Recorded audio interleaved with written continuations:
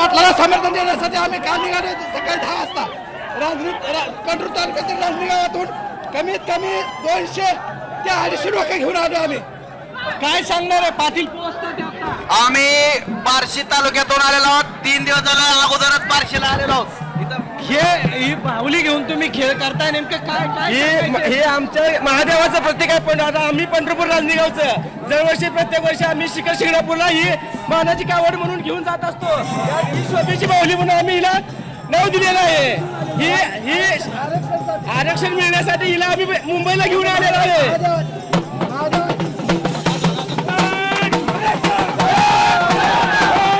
बघितलं तर शोभेची बाहुली आहे ती या ठिकाणी आणलेली आहे.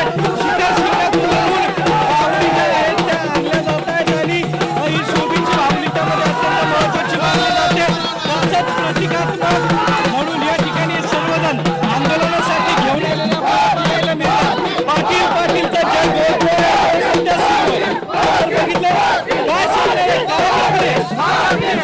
मराठ्यांना ओबीसीतून आरक्षण घेतल्याशिवाय आम्ही मुंबई सोडणार.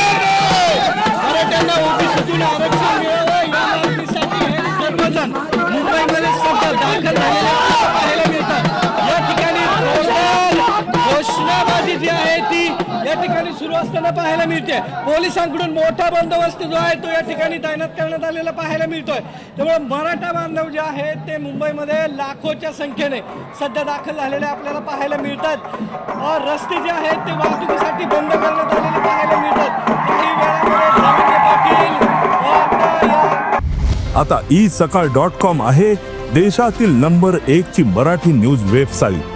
प्रत्येक अपडेटसाठी isakal.com ला नक्की भेट द्या.